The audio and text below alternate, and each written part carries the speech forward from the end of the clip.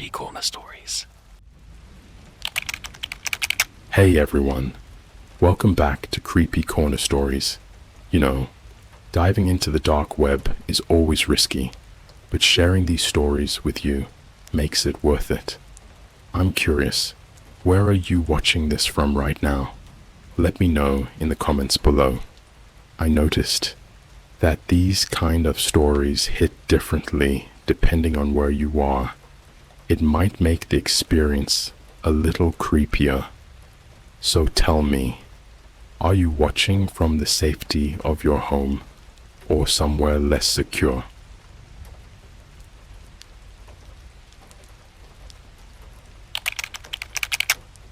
I ordered a birthday cake online.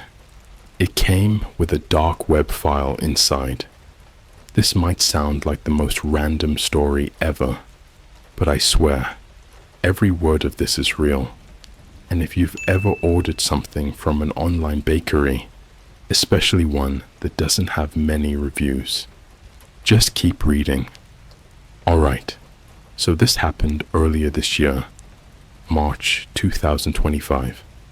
My birthday was coming up, and I was honestly not planning anything crazy.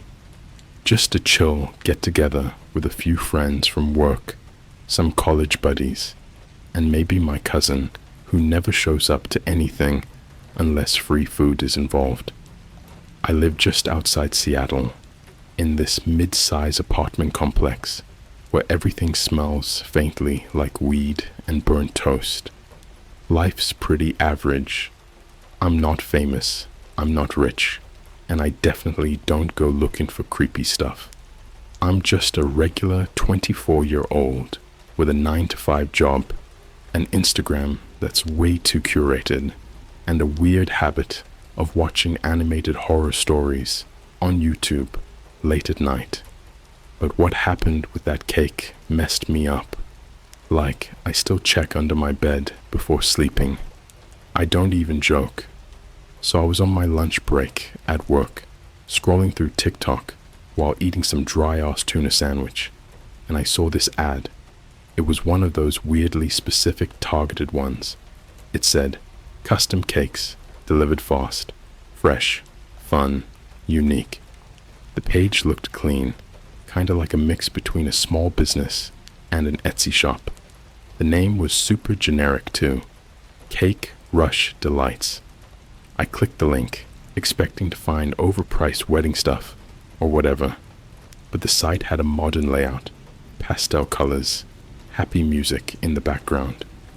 There were photos of these super aesthetic cakes, like rainbow drips, gold foil, hyper-realistic designs, the kind of cake you'd see at a celebrity kid's birthday or some overpriced influencer brunch in LA. And the prices? Cheap. Too cheap, honestly. $32 for a 2-tier custom cake with delivery included. That should have been red flag number 1. But stupid me was like, sick. I'm not trying to spend $80 at Whole Foods again. So I filled out the form. It asked for the usual stuff. Name, address, design preferences. But there was one weird thing at the bottom. Add a personal touch. Optional file upload. I figured maybe that's for photos or references, like if you want your face on the cake or some Pinterest inspo. I didn't bother uploading anything, just typed. Surprise me with something cool. Dark blue and black colors. Maybe some mystery theme? I know. I basically invited Satan to dinner.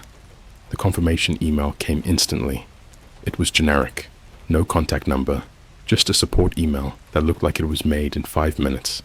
Support at cakerush24.biz. No big deal. I thought maybe it was a startup or something. Anyway, 3 days pass. Nothing crazy happens. I go to work, watch some Twitch streams at night, binge crime TikToks. I completely forget about the cake until my building's front desk buzzes me on Friday morning. They say there's a delivery for me. I head down, half asleep in pajama pants, and there it is, a white box with no branding at all. No name, no sticker, no card. Just a blank white cake box, taped shut. When I bring it upstairs and open it, the first thing I notice is the smell. It's not sweet, not like frosting. It smells like plastic, faintly burnt plastic. Now I've worked in a Starbucks back in high school. I know what cake's supposed to smell like. This one smelled like it was baked next to a soldering iron, but visually, it was insane. Black fondant, deep navy swirls, metallic silver drips. It looked like a galaxy collapsed into a cake. The center had a small sugar crystal thing in the shape of an eye. Kinda cool, but weird. Not birthday vibes. I cut into it to take a bite. The inside was bright red velvet, but not the usual color. I mean red like raw meat. I was still going to try it, because who throws out a custom cake? But right before I do, my fork hits something hard. I thought maybe it was a plastic decoration or support piece. But nope. It was a micro SD card, just baked inside the cake. No label, just sitting there inside the damn slice, like some kind of hidden treasure. Or a warning. Now, I'm a curious dude, and I work in IT, so plugging in sketchy drives isn't new to me. But I also know how dangerous it can be. So instead of plugging it into my actual computer, I used my work test laptop, the one we used to simulate malware. The card had only one folder. It was called /videos/party_guest_0/inside. That folder was a single video file, MP4 format, no name, no metadata. It was about 18 minutes long. I didn't even think. I just hit play.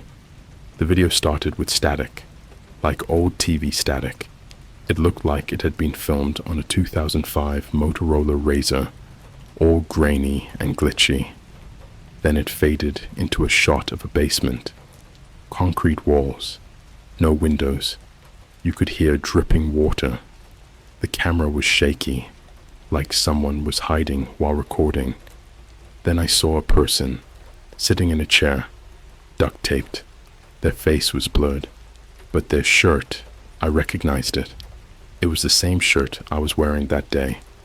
I paused the video, rewound, replayed that 10-second scene like 5 times. I was staring at someone who was wearing my exact outfit. Black hoodie, gray joggers, Nike slides. I even checked myself in the mirror, like I was being pranked by my friends or something. But no, that video wasn't a prank. The rest of it was just more footage of the person in the chair, breathing heavy, shaking.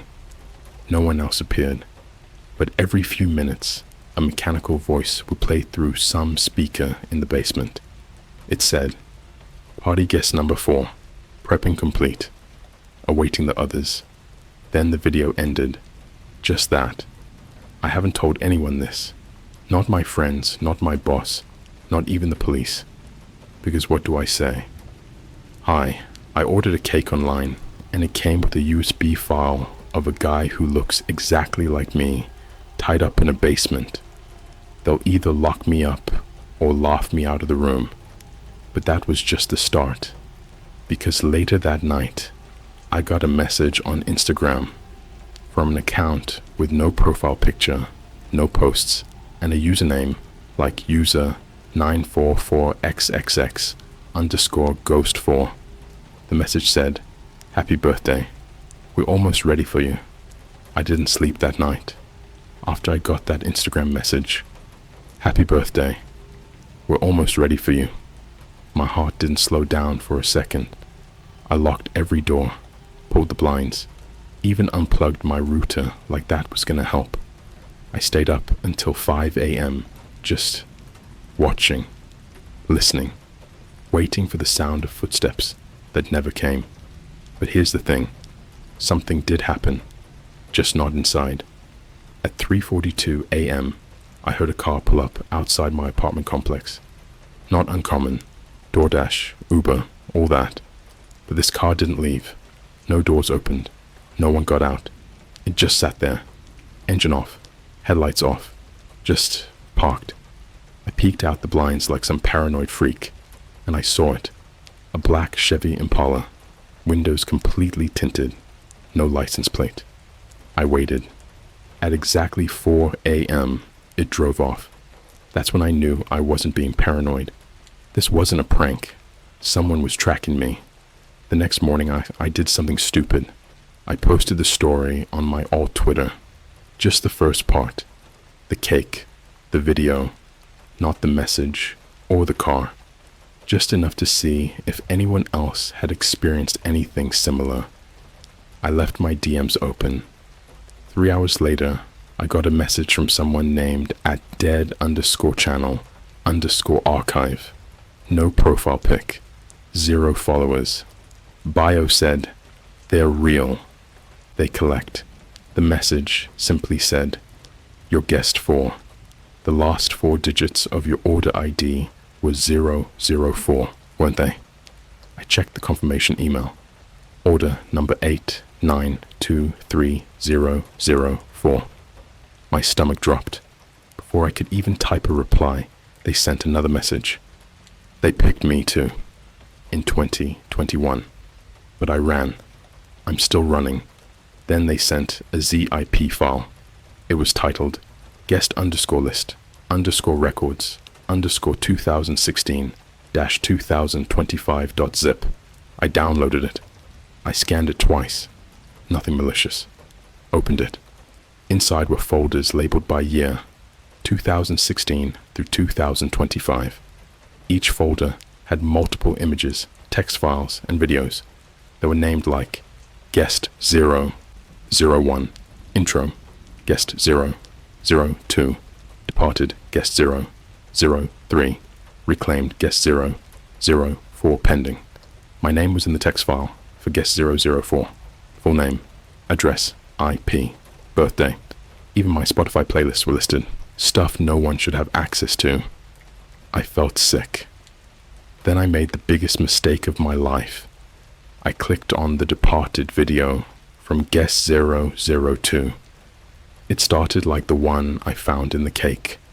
Same basement, same static. But this time, the footage wasn't grainy. This was HD, 4K even. Guest 002 was a woman, blonde, mid-30s, tied up like me. Except she was screaming, loud, real, muffled through duct tape, crying so hard her body was convulsing. The camera panned around slowly. There were other people in the room. 4 figures, dressed in all white, but not like hazmat suits or cult robes. These were modified hospital scrubs, bleach-stained, ripped, with patches of plastic melted onto them like they had been burned into the fabric.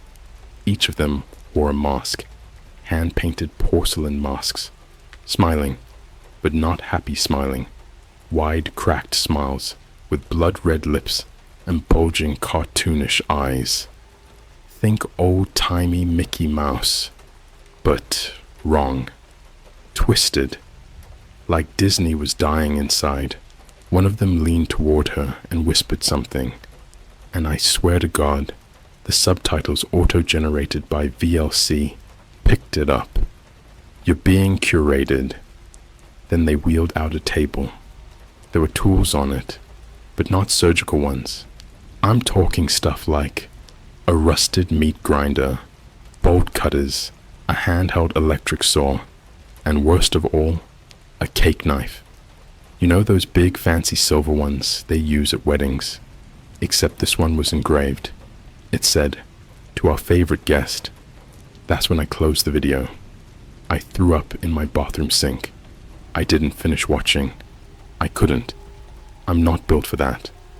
After I cleaned myself up, I messaged at dead_channel_archive again. I asked, "Who are they? What is this?" They replied 20 minutes later. They call it the Curation Project. No one knows who started it. Some say it began as an art installation. Others think it's a death cult. But everyone agrees on one thing. They find people who don't matter. People with low digital presence, no big social ties, not verified by society. Then they collect them. One by one, I ask how they got away. They said, they leave clues, warnings. If you don't take them seriously, they consider you accepting the invite. That's what the cake is. The video, the messages, it's all part of the ritual. If you acknowledge it, but do nothing, you're consenting. I asked, what happens if I go to the cops? They replied, they infiltrate everything. Police, mail, delivery services. Ever wonder why the box had no label, no company name? You didn't order from a bakery. You ordered from a proxy domain that only activates once per month. They send the cake. Then the guest is tagged. I started panicking. This was too deep, too detailed, too real. I started scrubbing my accounts, deleted my old Twitter, logged out of everything, put my phone in airplane mode, took the battery out of my old one. But that didn't stop what happened next. That night, I heard something, clinking, like utensils, from inside my kitchen. I live alone. I walked out, slowly. Dead silence. But when I turned on the lights, something was sitting on my kitchen counter. A slice of cake. Same black and blue frosting. Same red meat-looking interior. But there was a note on the plate this time, written in icing. It said, "You didn't finish your piece." I grabbed my keys and left. Drove 3 cities away to a Motel 6. Paid in cash. Used a fake name. I didn't sleep. I just sat there with the lights on, shaking, checking the hallway every 10 minutes like some haunted animal. But around 4 a.m., I got an email, not from the cake site, from someone else. The subject line was, Guest 004, Final Notice. The body of the email was empty except for a link. I know, I shouldn't have clicked it, but at that point, I needed answers. The link opened a stream, live footage of my apartment from the ceiling, like a mounted camera. I could see the couch, the kitchen, the spot where the slice of cake was. Except now, there were 3 people sitting on my couch, wearing the same porcelain masks. They weren't talking, just sitting. One of them was looking straight at the camera. The smile on the mask looked bigger, wider, like it had been painted again. And then, slowly, they all turned their heads, at the same time, toward the front door. My door, the motel door. The stream glitched, then went black. I don't know where I am now. I'm writing this from a burner phone, connected to some public Wi-Fi near a Greyhound station. I've shaved my head, changed my name. I haven't spoken to my family or friends. I'm scared if I do, they'll get tagged too. But I'm posting this because if you ever get a weird cake ad, or a message that feels just a little too custom, or a slice of something you didn't order, don't engage, don't eat it, don't watch it, don't respond. Because the moment you do, you're no longer a person, you're just guest number whatever, and they're already setting the table.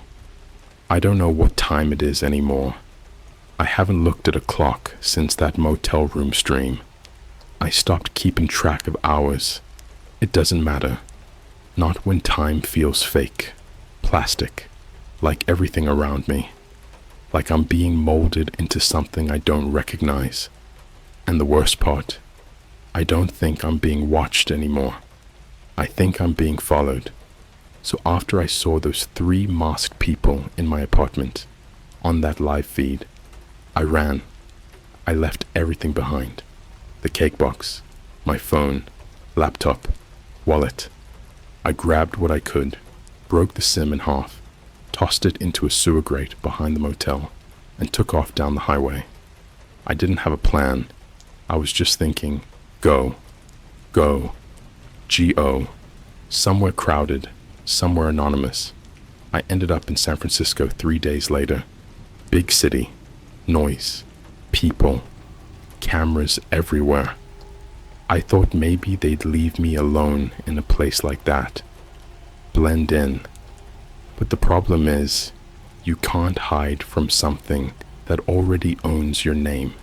I used to think I was clever with technology. VPNs, proxy sites, encrypted drives, paranoid IT guy stuff. But they weren't tracking my tech. That was the bait. They were tracking me. By day 2 in San Francisco, I started seeing them. At first, it was little things. A flyer on a pole. Just blank. White. Except in the bottom corner, it said, guest number 004 is still on the run. Or a random Starbucks cup left on a bench beside me with happy birthday scribbled across the side in black Sharpie. One night, I went to a public bathroom near a pier.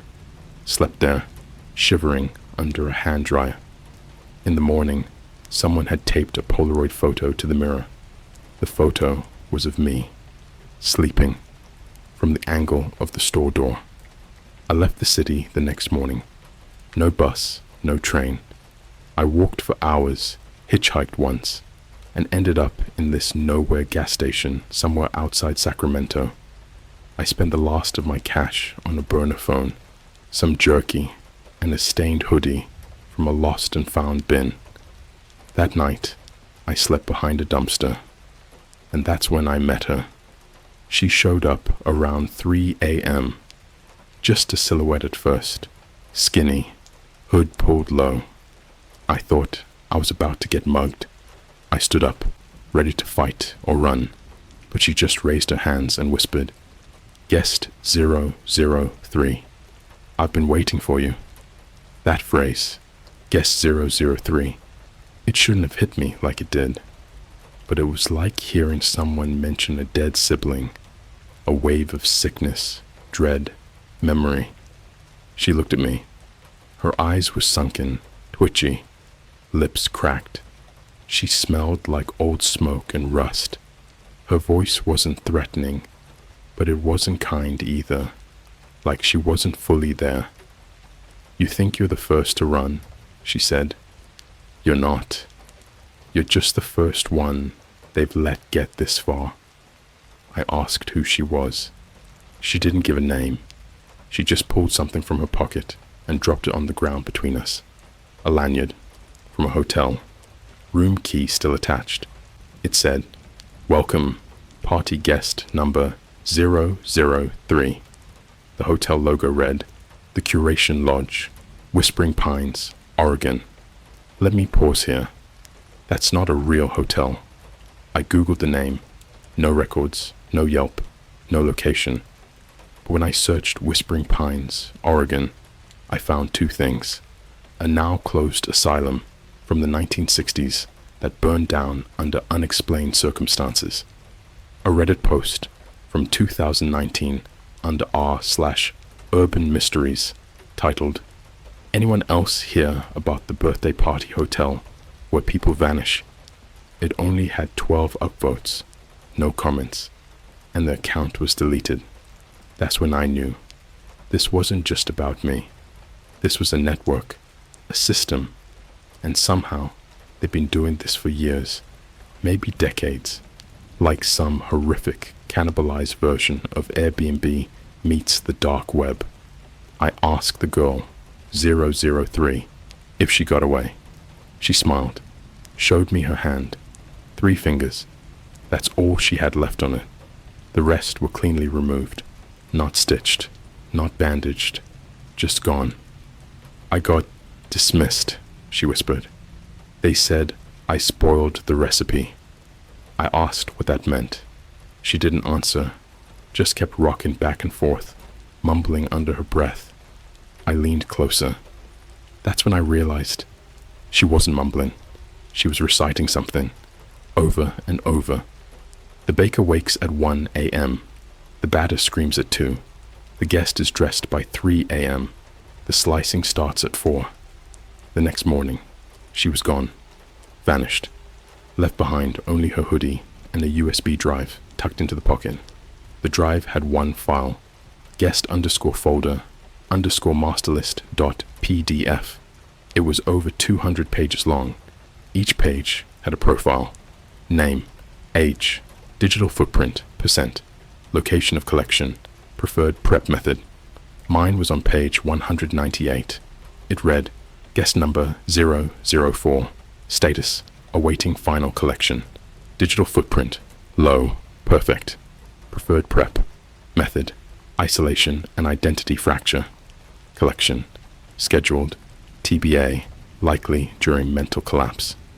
They weren't planning to grab me with force.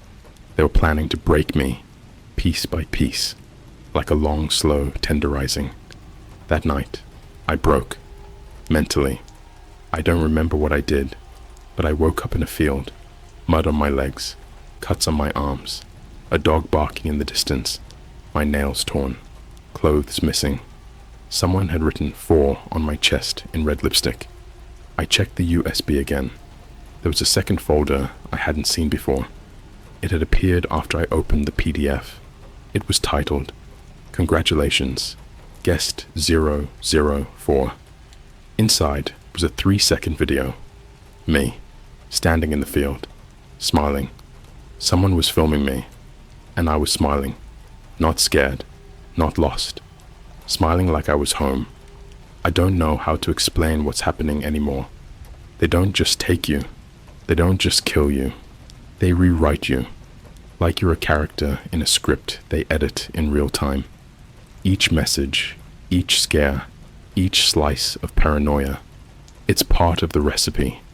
They call it curation. But what it really is, it's harvesting. They take people and turn them into experiences for someone, somewhere, watching. I think about that birthday cake a lot. The colors, the textures, the eye in the center. It wasn't a design, it was a blueprint. The galaxy swirl, a map. The red velvet, a warning. The crystal eye, that was a camera. I didn't just eat a cake. I ingested surveillance. I'm not safe. I know that now. I was never supposed to run this long, and I think they're getting frustrated because the last message I got, it came to me not through tech, not through email, not social media. It was whispered by a kid, a random little girl at a diner. She walked past my booth, dragging a pink stuffed rabbit behind her, looked me dead in the eyes and said, "You're late for your party." Then she left. I checked the bathroom, kitchen, parking lot. There was no girl. The waitress said there were no kids in the diner that night. So I'll say this one more time before I disappear again. Don't order custom cakes from unknown sites. Don't open strange files. Don't ignore small weird things just because they feel harmless. Because once you're invited, you're already on the menu, and they're just deciding how to slice you. I don't know how long I've been in this place. There are no clocks, no sunlight, just the hum of electricity that never stops buzzing through the walls and the cold metal under my feet. My fingernails are cracked. My left foot is bandaged in a way that feels too tight, like someone else wrapped it while I was asleep. I haven't eaten in. I don't even remember, but I'm not hungry anymore, because now I understand. The hunger isn't mine, it's theirs, and they're not feeding off my body. They're feeding off what happens to it. Let me explain how I got here, while I still can. It was exactly 72 hours after the girl at the diner whispered to me. I don't know how I'm certain of that. It's like the number was planted in my mind before it happened, like a seed waiting to bloom. I woke up in a place that wasn't real. It looked like a hotel room, but something was wrong. too perfect, like it was built from memory, not architecture. The bed was one I recognized, not from any hotel I'd been to, but from when I was 5 years old. The same Spider-Man comforter, same missing bedpost, same burn mark on the carpet from when I knocked over a nightlight in 2006. Even the air smelled like childhood, old crayons and cherry Pop-Tarts. But that comfort didn't last, because when I tried to open the door, the handle came off in my hand, and the lights dimmed on their own. That's when the intercom came on, fuzzy, crackling, like a drive-through speaker dipped in blood. Guest 004. Final prep phase. Initiated. Please enjoy your curated environment while the party room is arranged. I banged on the walls. I screamed. I clawed at the vents. Nothing worked. But eventually, the ceiling began to bleed. Not metaphorically. It bled. Thick, slow droplets of some black-red syrup oozing from the cracks above me. It smelled like rotting sugar, like syrup left under a corpse. And then, the walls changed. They didn't melt. They peeled, layer by layer, like skin, revealing screens underneath. Hundreds of tiny screens, stitched together like some horrific tech quilt. Each one showed a different video, all muted, all grainy, all sick. I saw a man sewing his own eyes shut while a crowd of masked figures clapped in the background. A kid, maybe 10, sitting in a high chair, force-fed slices of cake until his face turned blue. A woman, identical to my third-grade teacher, smiling as a masked figure, traced the words, "Wish you were here," into her arm with a fork.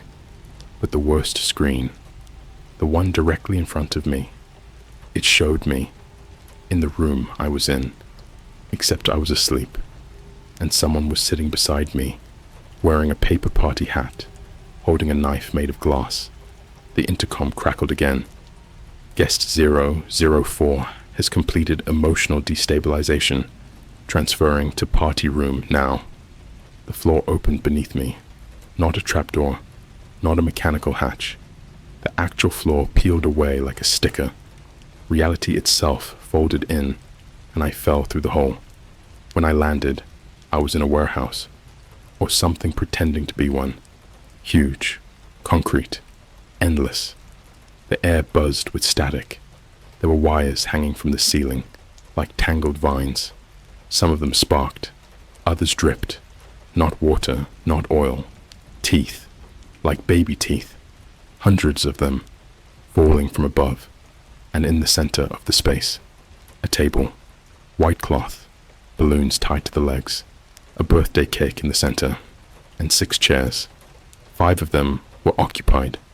Let me describe the guests. Guest 001, a man in a janitor's uniform, face hollowed out like someone had scooped it with an ice cream scoop. His fingers were fused into his palms, caked in dried chocolate. Guest 002, a woman dressed like a prom queen, except her dress was covered in candle wax. Her crown was made of bones, tiny ones, like fingers. Guest 003, the girl from the gas station. But now, she had no eyes, just sewn crosses where they should have been. She still rocked back and forth, still murmured the baker's rhyme. Guest 005, a child, no older than 8, face pale, lips dyed black. He kept clapping, slowly, offbeat, like he wasn't clapping for joy, but clapping out of muscle memory. Guest 006, an empty chair, but it pulsed, like something invisible was breathing in it. And then, I saw mine. Guest 004, etched into the back of a high chair, too small for a grown man, painted in the same colors as that first cake. They made me sit. I don't know how. I didn't walk to it. I didn't crawl. One blink I was standing, the next I was strapped in. The table lit up. The cake in the center began to spin. It played music.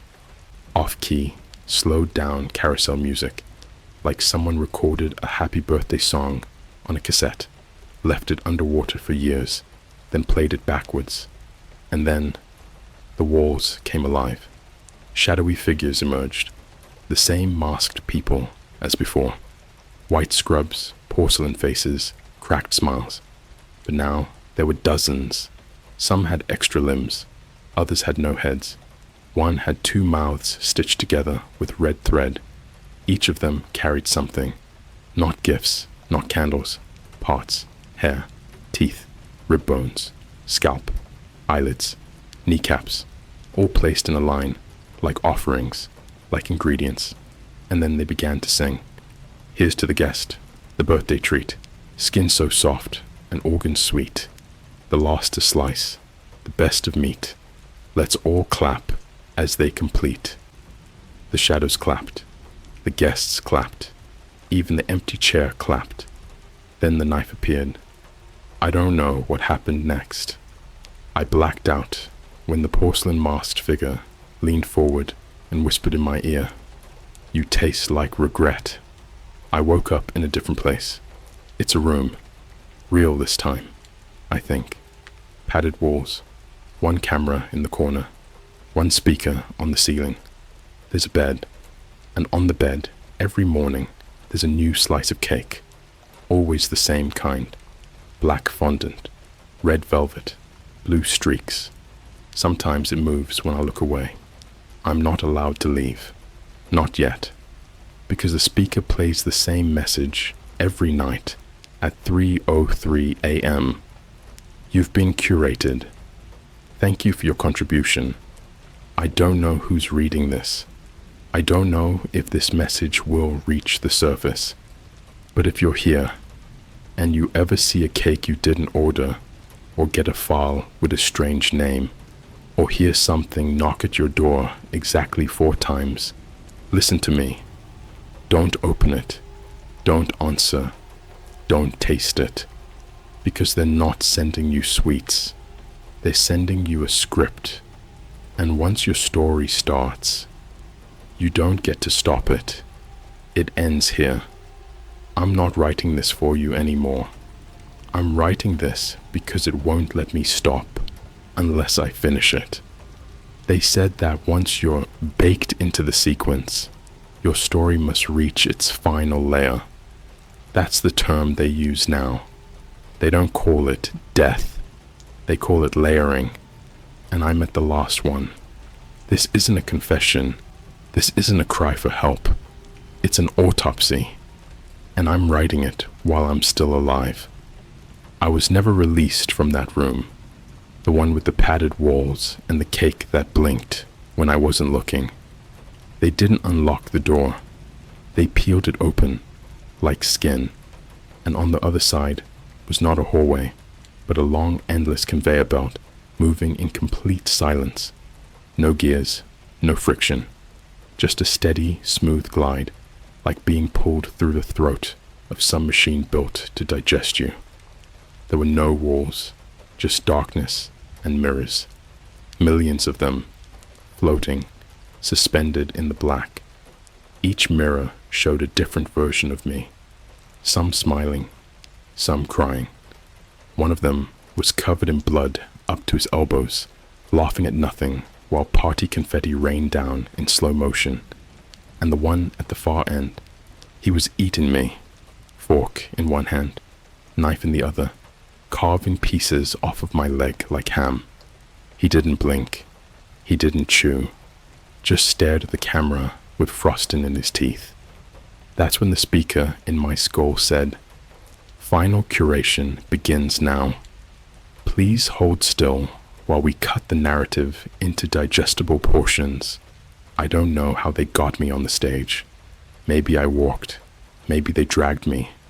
Maybe none of this is real, and my body is still buried under a pile of ribbons and regrets. But what happened next felt real. Too real. It was a room, circular, wide, made of padded television screens. Every inch of the wall showed footage of my life. Not the big moments, not my birthday parties or graduations. Number, the worst things. Me breaking my mom's favorite vase and lying about it. Me ignoring my childhood friend's texts for months until I found out she overdosed. Me laughing at a homeless man during a drunk night out when I was 19. Me scrolling past a live stream of someone begging for help. They died during the stream. I remember the thumbnail. I never clicked it. Every screen played on a loop. A catalog of guilt. And the cake? It was made of it. Literally. The cake in the center of the room had pieces of my life embedded into it. A molar, a lock of hair, a bloody sock from when I broke my toe in 8th grade. It pulsed, it breathed, and then the bakers came in. There were 7 of them this time, each one with a new mask. They weren't smiles anymore. These masks were screaming, mouths wide open, porcelain jaws cracked unnaturally. The eyes were gone, just hollow voids leaking static. One of them held a child-sized coffin filled with party favors. I'm not kidding.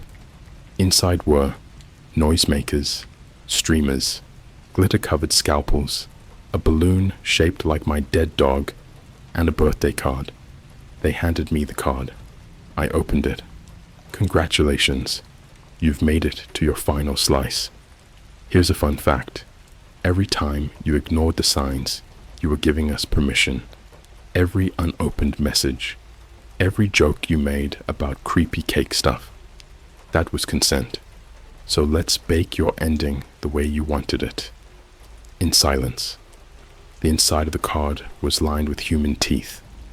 The next part, I can't explain fully. They didn't use knives. They didn't use force. They used memory. They made me relive every decision I regretted, not as flashbacks, not as visions, as physical sensation.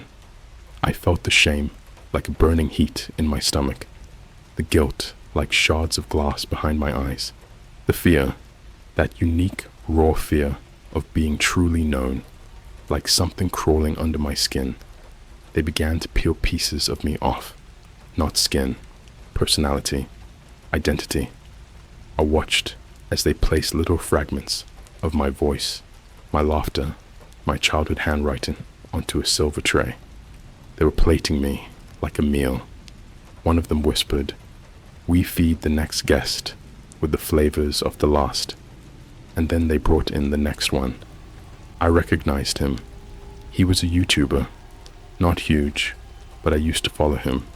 He made animated horror stories. His eyes were sewn shut. His arms were covered in tattoos that had been scrubbed clean with steel wool. He was screaming something I couldn't hear. Mouth wide, no sound, only blood. They placed him in the chair, my chair, and began feeding him pieces of me. He didn't resist, not because he didn't want to, but because they'd broken him already. He thought this was a collab. He thought this was just another story. That's when I understood. This isn't about torture. It's not about murder. It's about content. We're not victims. We're episodes. Each guest is a chapter. Each cake is a theme. They record every second, sell it, distribute it on private feeds, not on the normal dark web. Deeper, the curation feed, a private stream, invite only, billionaires, sick collectors, ex-intelligence freaks who got bored with war. They pay to watch us rot. They vote on what happens next.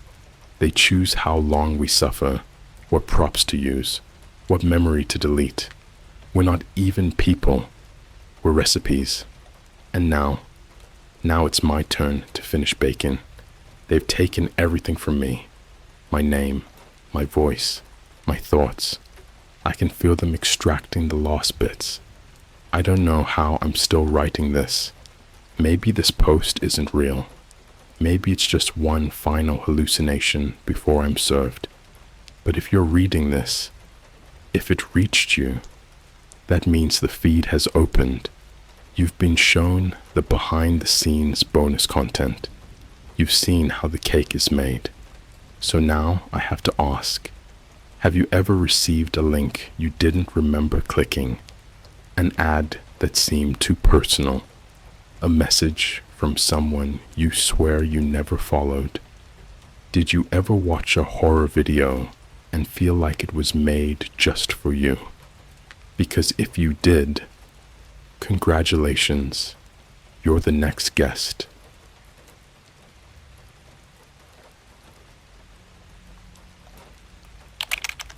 I'm blind, and my friend gave me a dark website where I could trade blood for vision.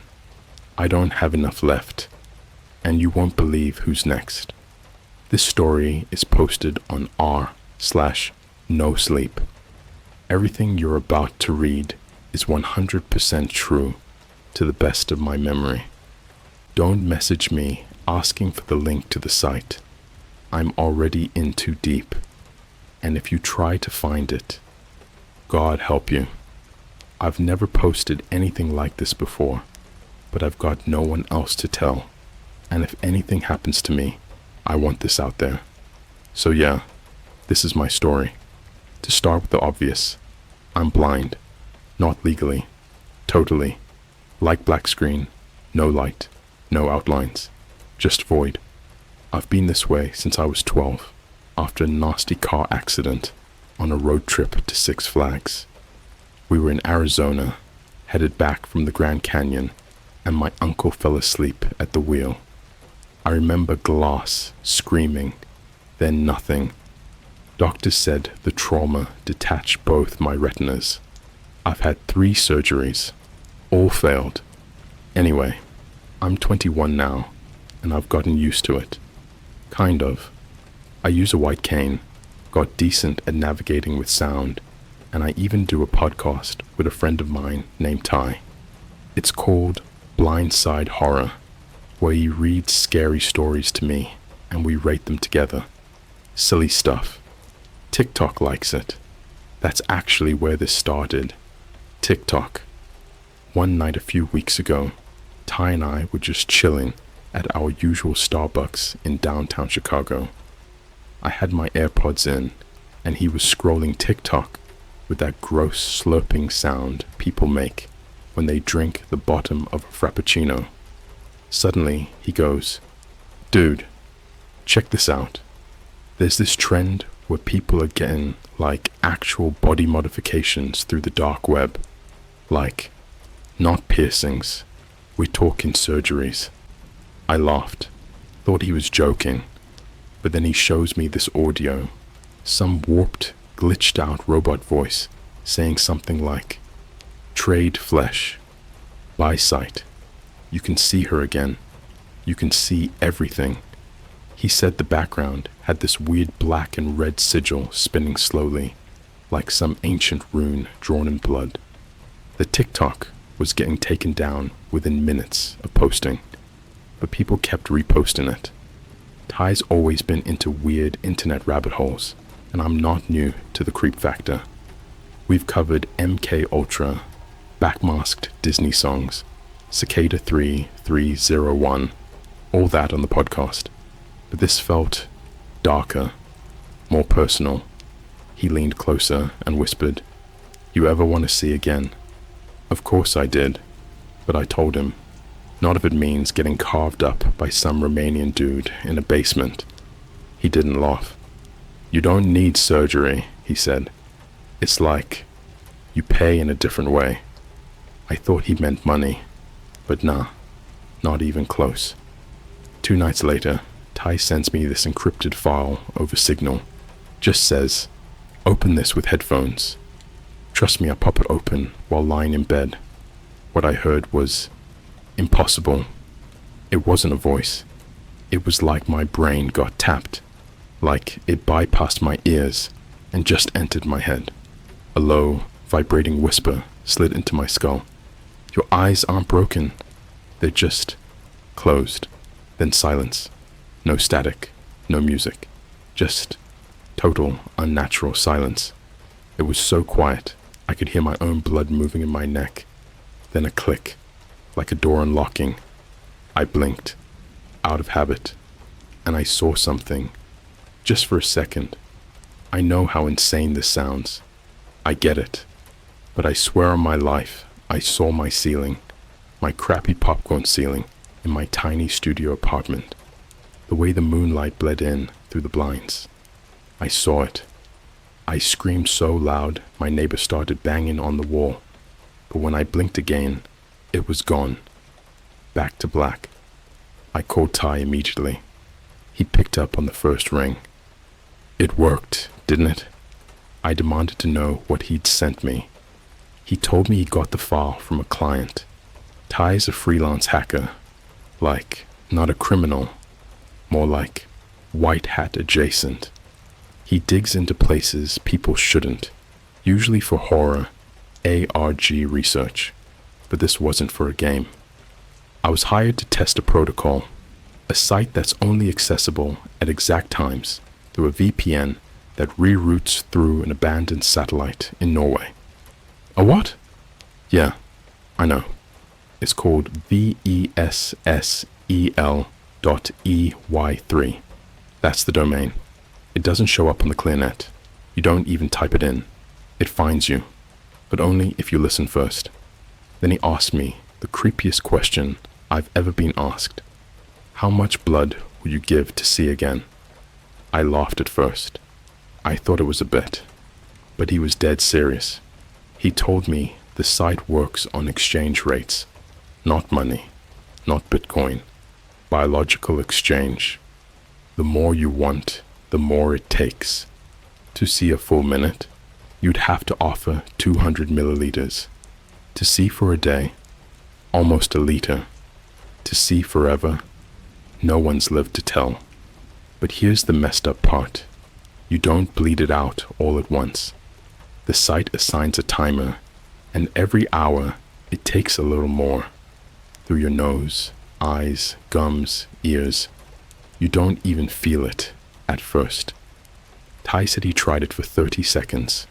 Said he saw his dead grandma sitting in his apartment for a full minute before she vanished. Thought he was hallucinating. But when he looked in the mirror, his nose was bleeding. I was quiet for a long time. Then I said the dumbest thing I've ever said in my life. How do I sign in? I'll stop here for now. My hands are still trembling. Writing this. Part 2 is coming soon. And it only gets worse. I didn't think I'd bleed that much. I didn't think I'd start seeing them. But I did. And now they see me too. The first thing you need to understand is that Vessel.EY3 doesn't work like a normal website.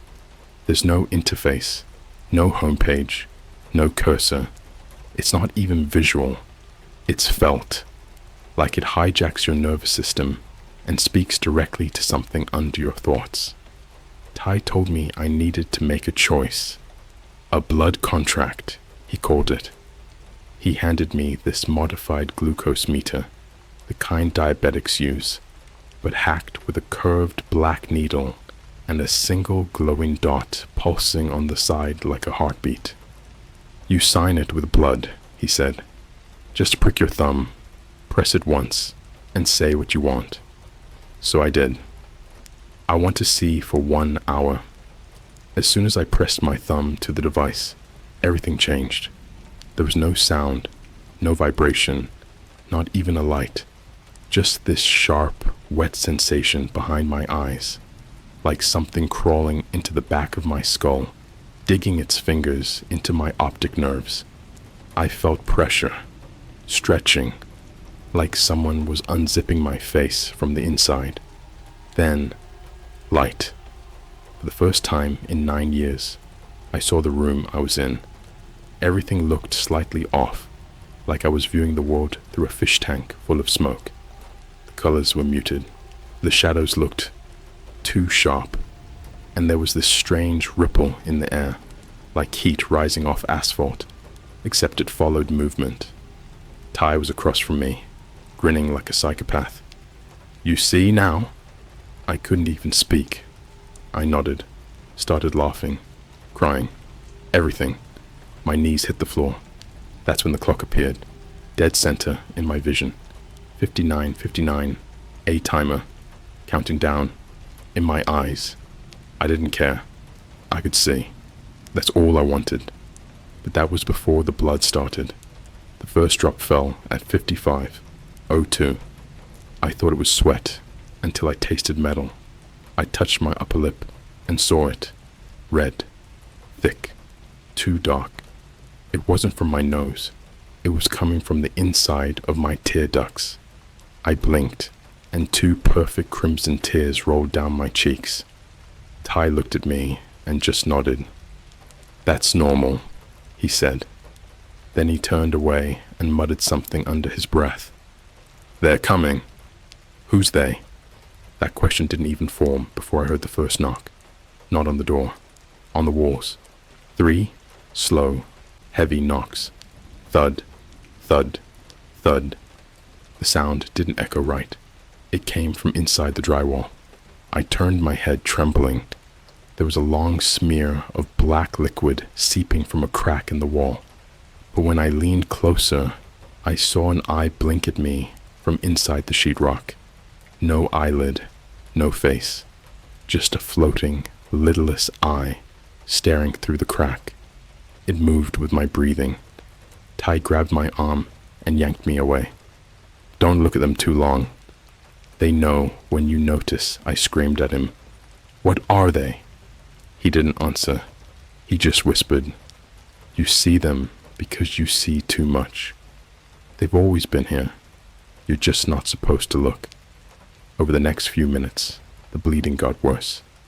43:09. Blood started leaking from my ears, not dripping, seeping, like black ink soaking through a paper towel.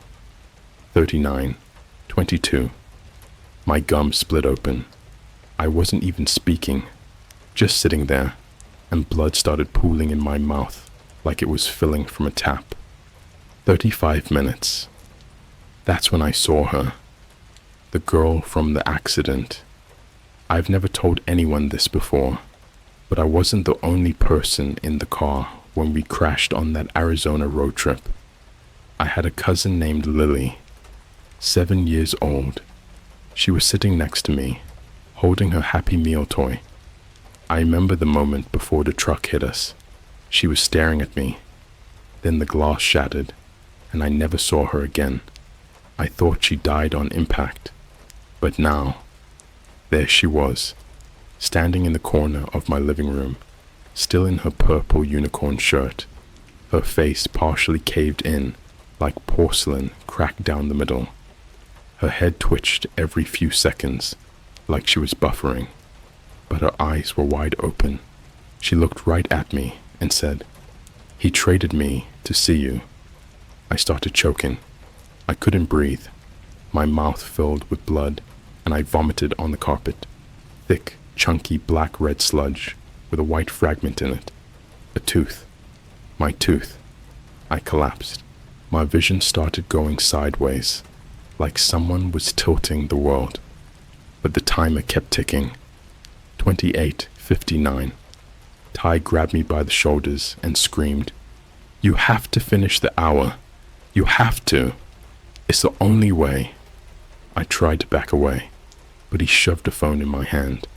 The screen was black, except for a text box that said, "Name the next." "You need to choose someone," Ty said, "or it takes you instead." My voice cracked. "What does that mean?" "It means if you want to keep your life, someone else has to take your place. Someone you know." I was shaking. Blood was pouring from my eyes now, like tears of ink. My teeth were loose. My fingertips were numb. I tried to drop the phone, but my hand wouldn't open. The screen glitched. "Choose or bleed."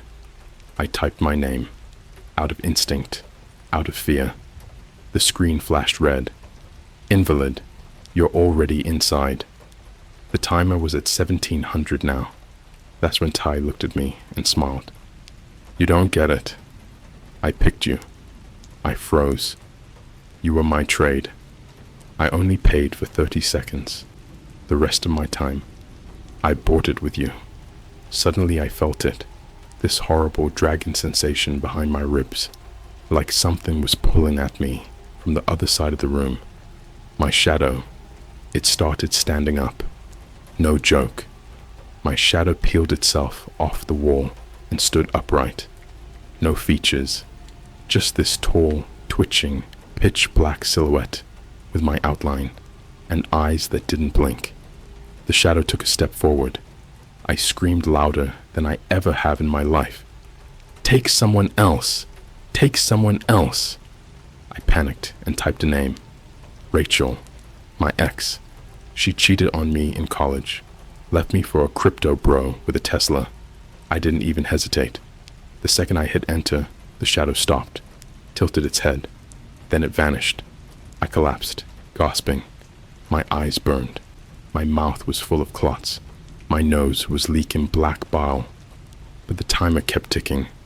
10 o'clock, 9 o'clock, 8 o'clock.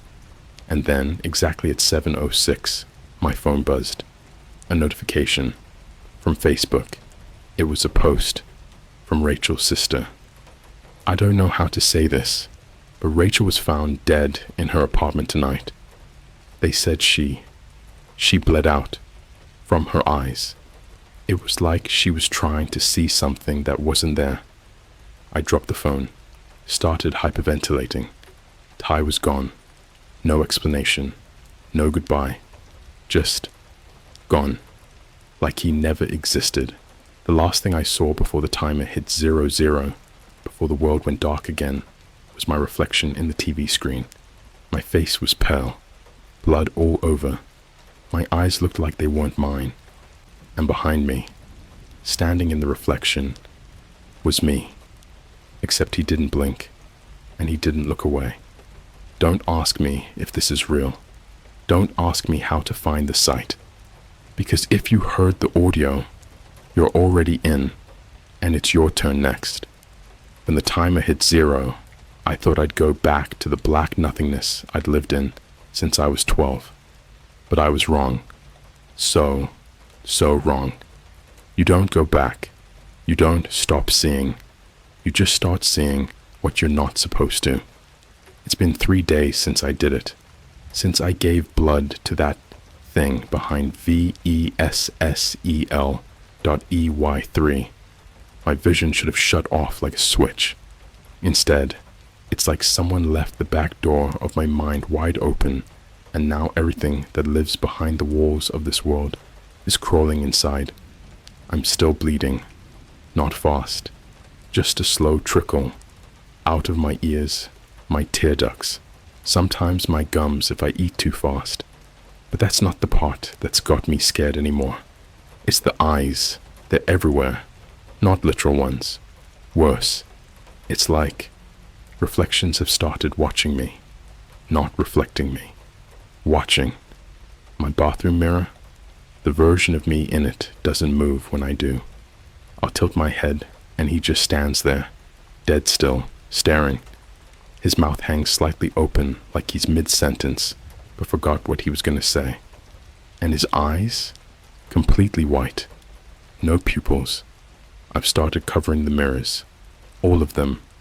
Black tape, blankets, even the screen on my microwave.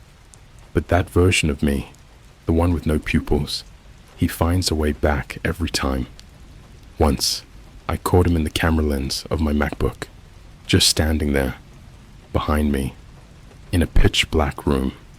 Only problem? I wasn't home. Last night, I tried going to a 24-hour McDonald's near Midway Airport just to be around people. I thought if I was in a place with noise, sound, light, I'd be safe. Wrong again. I ordered a large fry and sat by the window. Big mistake. Across the street, standing under a busted-out street lamp, was Ty. Except, not really. His face was wrong.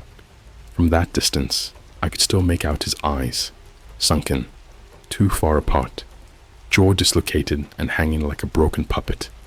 But that wasn't the worst part. His shirt had my name written on it, in blood, like it was part of his skin. He lifted his hand and pointed directly at me. That's when every single person in the McDonald's froze. Mid-bite, mid-sip, frozen. Like time was buffering, the girl behind the counter stopped mid-sentence. The kid crying at a corner table just cut off, like a remote control was pressed. Then, in perfect unison, every person in the restaurant turned their head toward me. Even the little Happy Meal toy on the counter spun to face me. No batteries, no mechanics, just turned. And they all whispered, at the exact same time, "He sees you through your blood." I ran, didn't even grab my cane, just ran into the parking lot barefoot. The second I hit the asphalt, I felt a sharp sting in my foot.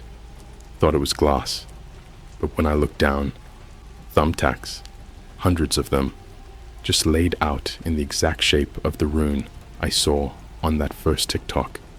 A swirling red spiral made from rusted tacks and broken bone fragments. I kept running, didn't care about the blood, didn't care about the people behind me, now laughing in that same dry clicking voice I heard in the signal audio. I didn't stop running until I collapsed at a 7-Eleven near my old high school. I woke up in the back of the store. The clerk, this kid no older than 16, was wiping blood off my face with a wet napkin. I begged him to call someone. He said, "You've already been called." I asked what he meant. He pointed at the wall of CCTV monitors. Every single screen was showing footage of me, not just from the store, from places I've never been. One showed me sleeping in a cabin in the woods. One showed me lying in a coffin. One showed me standing in the middle of a highway, arms out, as cars passed through me like smoke. "You don't know which one is real anymore, do you?" the clerk said. Then he smiled, leaned closer, and whispered, "The you gave away is still bleeding. That version of you, he never stops seeing. He sees everything you close your eyes to. And he's getting closer." I blacked out again, woke up in my apartment, but nothing looked the same. My walls were covered in scratch marks, hundreds of them, deep grooves that peeled the paint off in long, jagged strips. My furniture had been turned upside down, stacked into a tower in the middle of the room like some ritual monument, and carved into the wall in what looked like human fingernails were the words, "Don't blink or he'll be in." I haven't blinked in 12 hours. My eyes are on fire. Every time I try to blink, I see flashes, like old crime scene photos, little pieces, a severed finger in a cereal bowl, a baby monitor showing a man crawling on the ceiling, a Subway sandwich wrapped in human skin. I don't know what's real anymore. But the worst part, I got another message on Signal from Ty's account. It was a video. It started with static. Then the screen flickered, and I saw a mirror, my mirror, and in it was the pupil-less version of me. Except this time, he moved. He raised a hand, pressed his palm to the glass. Blood started pouring down his arm, and then he whispered, "The blood you gave me?" It was just the down payment.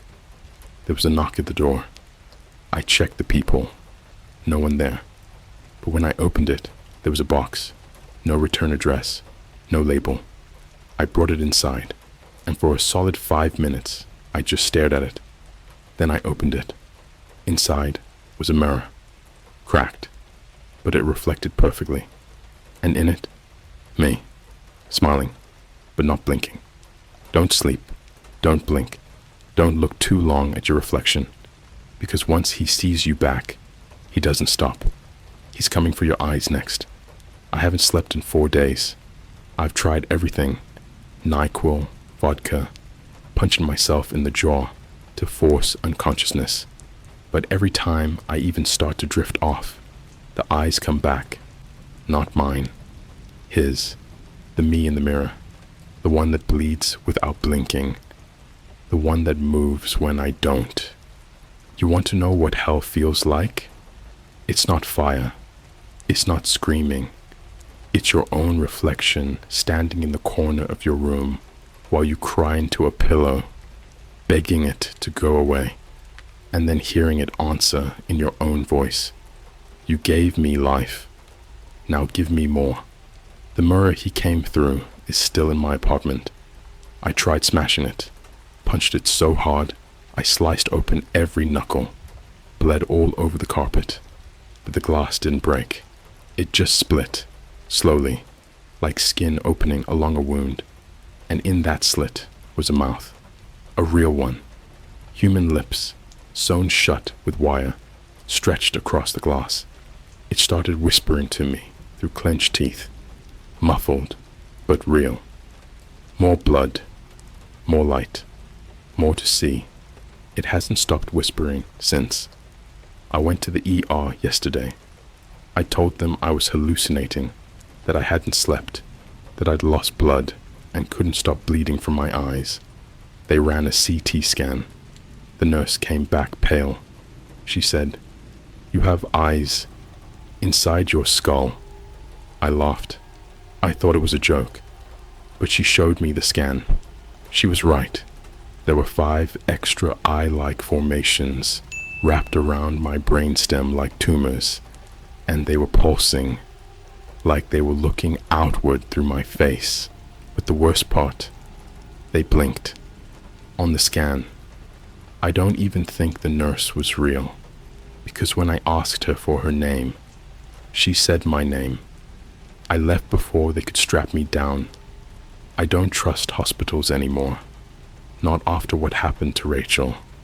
They'll just call someone who's already seen what I've seen, someone from Vessel, and those people, they're not human anymore. I spent last night in a gas station bathroom, crouched in the corner, holding a broken compact mirror from the travel aisle, watching myself not blink for 5 straight hours. At one point, I blinked, and when I opened my eyes, the reflection was smiling wider than humanly possible. Mouth stretched all the way up to the cheekbones, teeth like nails, some missing, some way too long. He mouthed the words, "You showed me the door. Now I'll open it for the rest." Then the mirror cracked from the inside. I ran again, didn't even look back, just grabbed a phone and called the one person I hadn't talked to in years, my mom. She picked up after 3 rings. I told her everything, about Ty, about the blood, about the mirrors. She went silent. Then she said something that made my spine lock up. "We made the same mistake when you were born." I didn't understand at first, thought she was panicking, but then she started sobbing and confessed something I had never been told. When I was a baby, maybe 2 months old, I had a seizure. They thought it was epilepsy. Turns out it was something else, something older.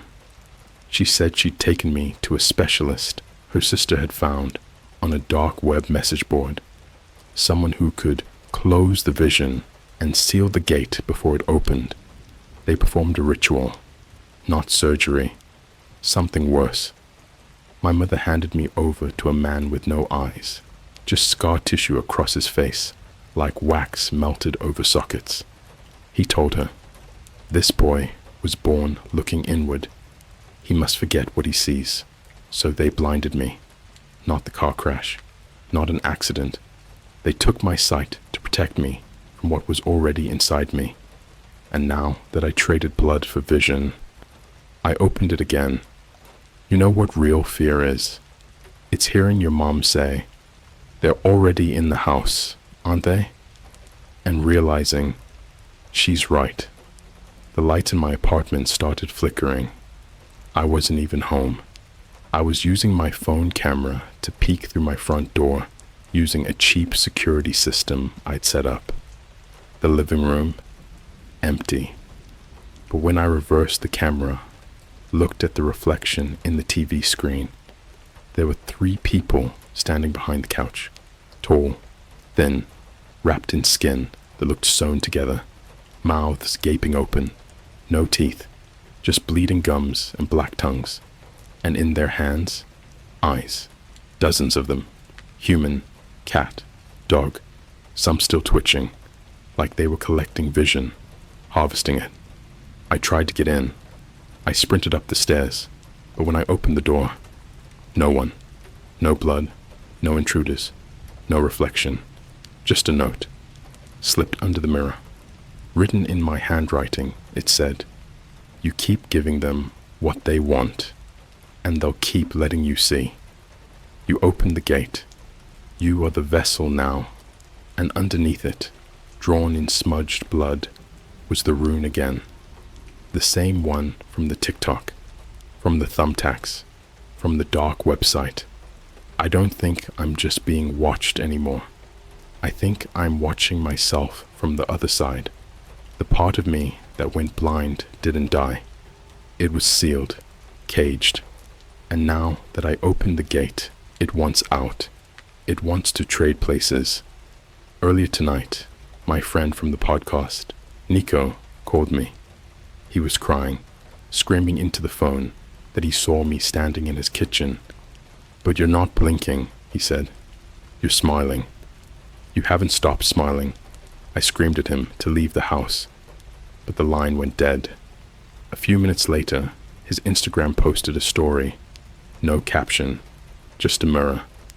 And in it, me, covered in blood, holding a carving knife, eyes rolled back white, grinning. I think I'm being used to replace people, like a carrier, a mimic. Once you trade your blood, you're not just buying vision, you're opening yourself, letting something ancient crawl in through the gaps. And once it's in, it doesn't just want to see, it wants to be. My phone just buzzed again. Signal, a new message. "You've made your trades. You are no longer blind, but now the world must see through you." And a file attached. Mirror.ey3. I won't open it. I swear I won't.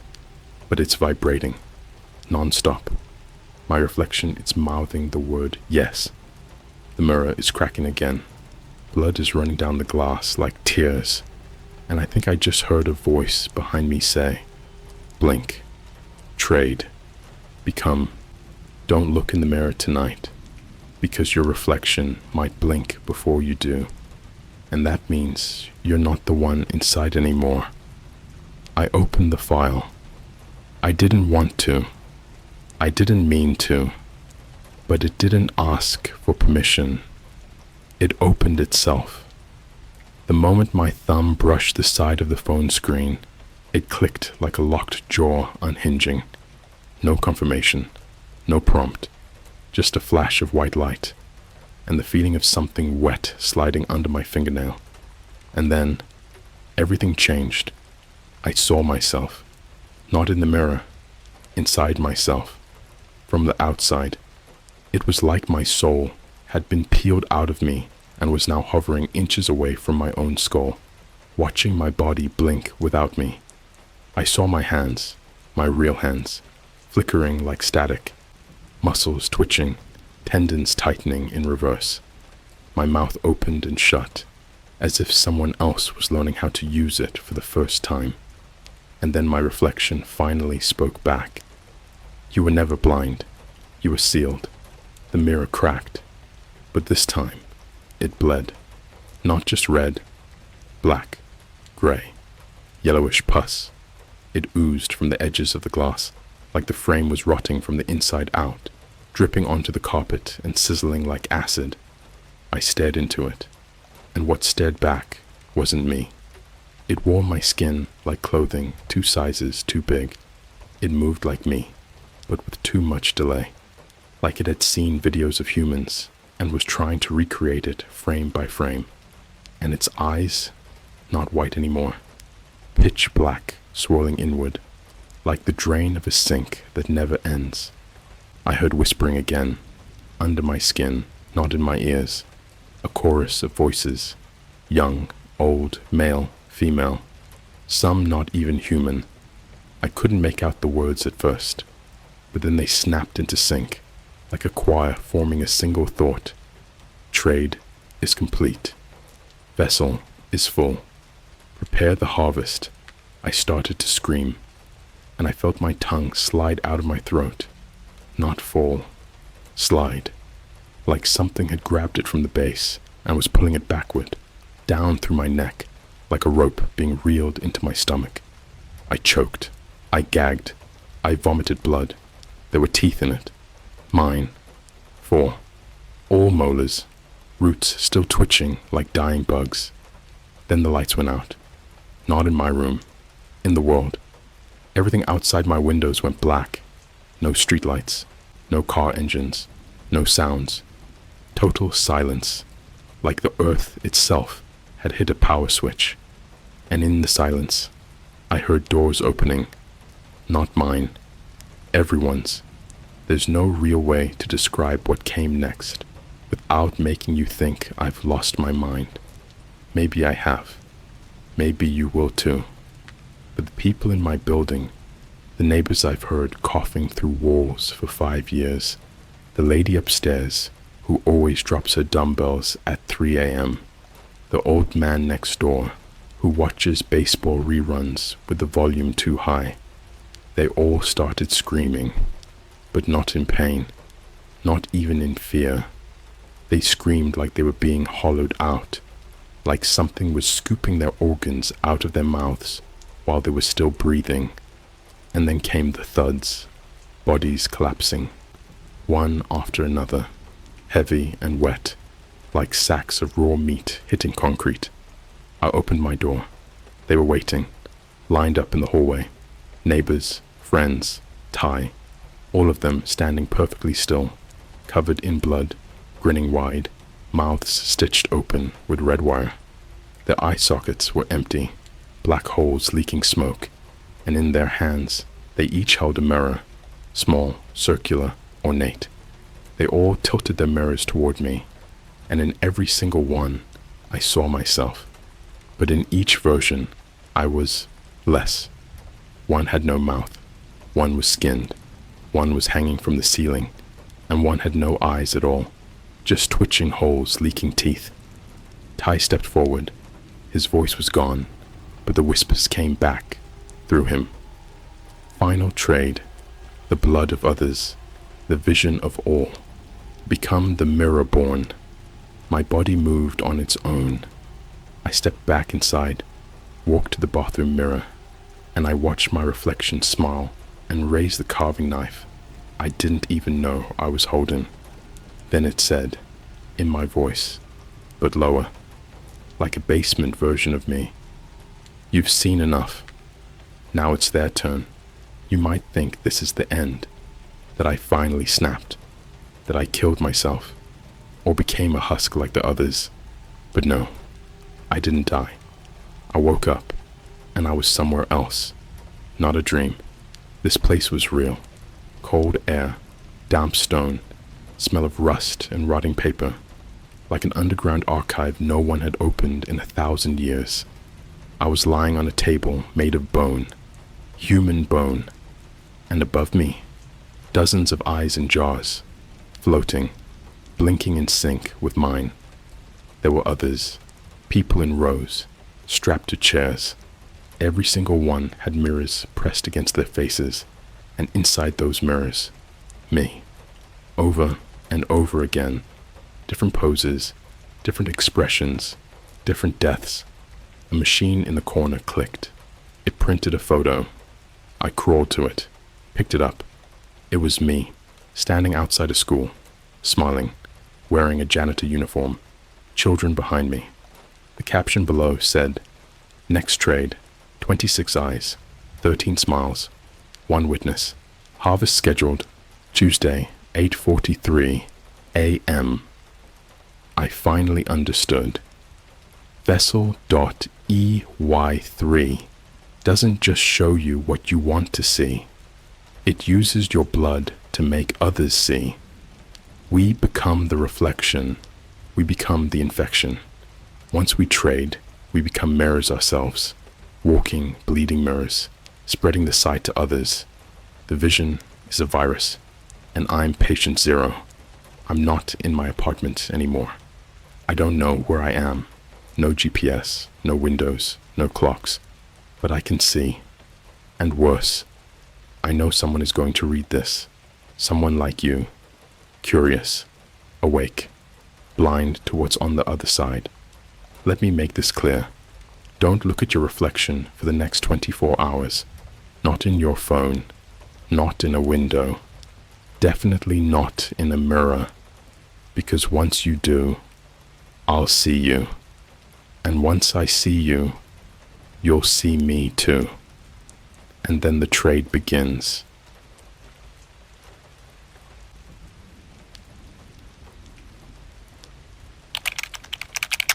I found a babysitter on the dark web. She already knew my son's name. Alright, so before I even start this story, I just want to say, don't go digging into things you don't understand, especially stuff like the deep web. It's not like how they show it in movies with hackers and cool green matrix code or whatever. It's weirder, way weirder. Like, some of it feels like it's not even from our world. Anyway, my name's Aaron. I'm 27.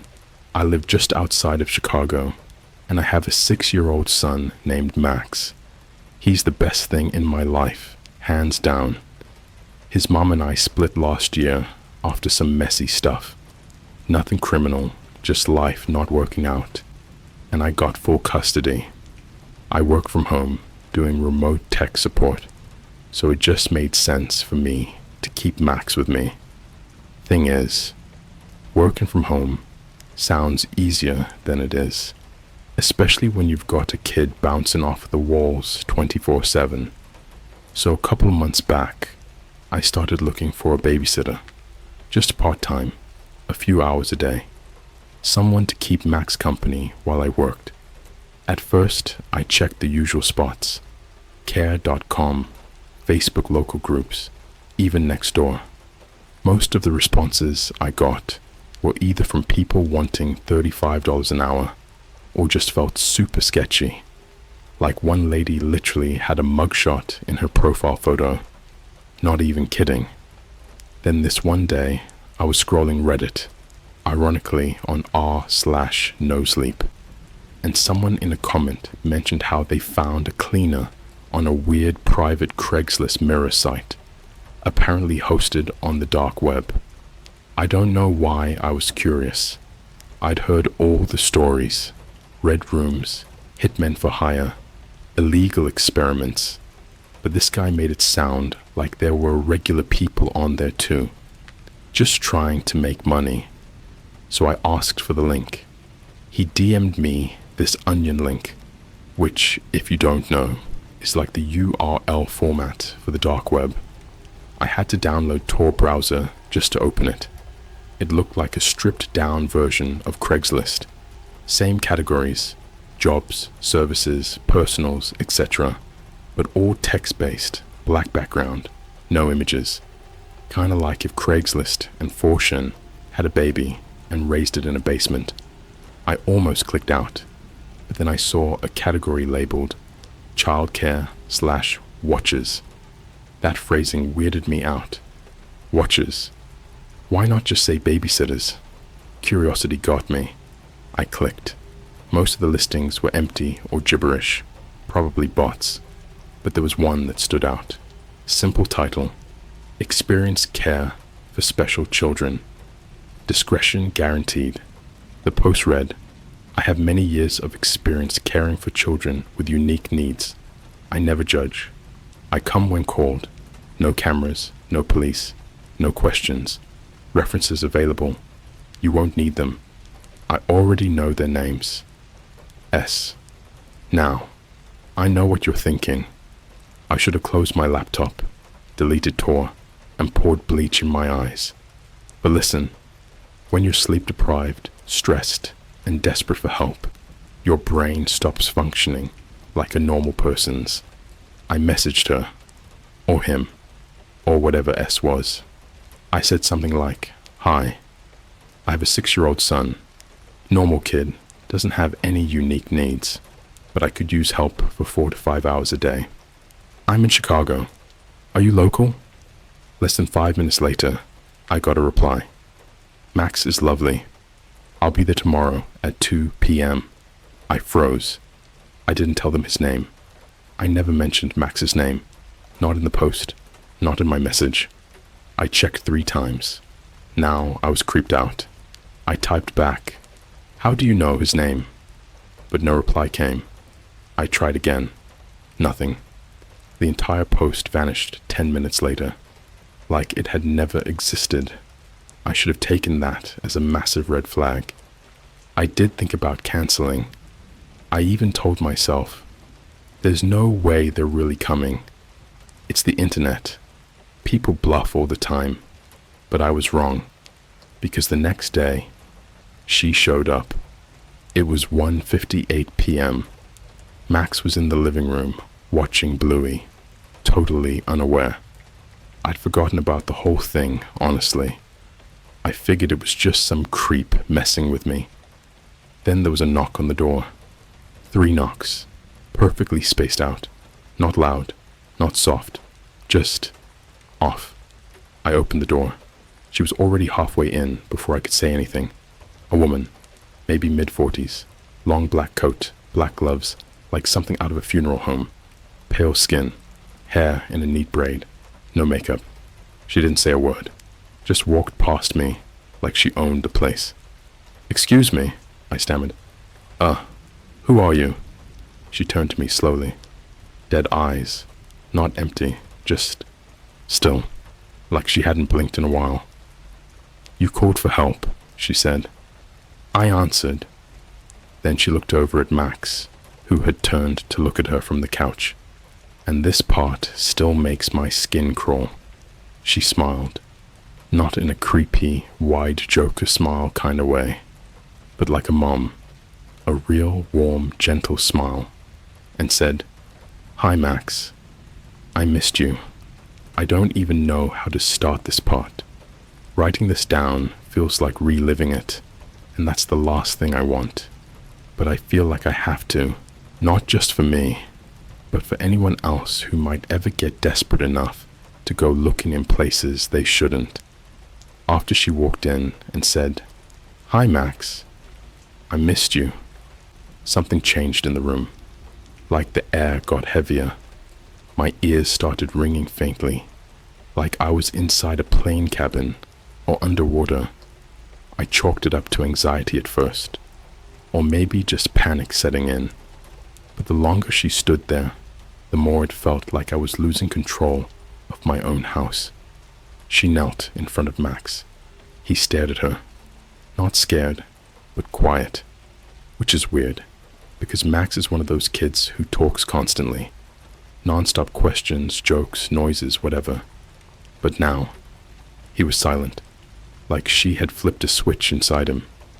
I cleared my throat.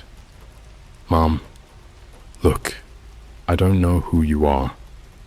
I didn't hire anyone officially. You shouldn't be here." She didn't look at me, just whispered something into Max's ear. I couldn't hear it, but whatever it was, it made him nod. I stepped forward. "Okay, seriously, you need to leave." She stood up slowly and turned to me. Her eyes were glassy, but there was something wrong with them. They were too still, like taxidermy, and her lips, they were moving, barely, like she was mouthing something under her breath, over and over. I leaned in just slightly, trying to catch the words, and I wish I hadn't. She was saying, "Don't take the teeth out. Don't take the teeth out. Don't take the teeth out." Over and over, like a mantra. I stepped back, my heart hammering. Then she stopped and smiled again. That fake, too perfect smile, like something a mortician paints onto a corpse. She reached into her coat pocket and handed me a folded piece of paper, yellowed, crinkled, wet around the edges, not wet like water, wet like saliva. I didn't open it right away. I couldn't. She walked over to the couch and sat down next to Max, like she'd known him forever. She put her arm around him. He didn't flinch, didn't even look surprised, just leaned into her. I was frozen. My hands were shaking. Then she spoke again, softly, almost like she was talking to herself. He used to cry when the needles went in. But that's how we make the bones quiet. Quiet bones make good boys. I finally snapped. I rushed over, grabbed Max's arm, and pulled him up. "We're leaving," I said. "Right now." She didn't stop me. She just watched. As we left the house, she said something I'll never forget. Ever. "You can take him out, Aaron, but he'll be back before sunrise. They all come back when they remember what I taste like." I locked us in my car, shaking. Max was completely silent, not scared, just zoned out. He stared straight ahead. I kept asking if he was okay, but he wouldn't talk. I drove to my sister's place in Evanston. She has kids. She's safe. I figured we'd crash there for the night. I didn't even tell her everything. Just said someone weird came to the house and creeped us out. She offered to call the cops, but I didn't even know what to tell them. "Hi, yeah. Some random lady from the dark web showed up and told my son he has quiet bones." I'd sound like a lunatic. While Max was playing with his cousins in the living room, I stepped into the bathroom and finally opened that piece of paper. It was a photo, but not a printed one. It looked like it was developed in an actual darkroom, black and white, faded around the edges, the kind you'd find in an old box at a thrift store. In the photo, Max was lying on what looked like a metal table, completely unconscious. His mouth was open. There were wires connected to his head, thick ones, like jumper cables. There were 6 people in the room, all standing in a circle around him. I couldn't see their faces, just shadows, but I recognized the woman. Same braid, same coat, and she was holding something. At first, I thought it was a toy, but when I looked closer, my stomach dropped. It was a child-sized jawbone, with all the teeth still attached. Some of them were black. There was something written on the back of the photo, scratched in, like someone used a razor blade. He already gave them once. "You're just late to the exchange." I lost it. Ripped the photo up, flushed it. I checked Max's mouth while he was asleep later that night. Every tooth was there, but something about them felt off. They looked too perfect, like they'd been put back in. That night, I couldn't sleep. Every sound made me jump. The wind, a creak in the hallway, the ice machine. I kept seeing her face in the dark, that frozen practice smile, like she'd worn it too long. At 3:12 a.m., my phone rang. Unknown number. I let it go to voicemail. No message. Then it rang again, and again, 13 times. Always the same number. No message. At 3:26, I finally answered. My voice was shaking. "Hello?" Nothing. I could hear faint breathing. Then, chewing. Like someone slowly chewing. Something soft. Wet. After 30 seconds, a whisper. "You flushed the picture, but I have the negatives. So many more bones to file." I threw the phone across the room.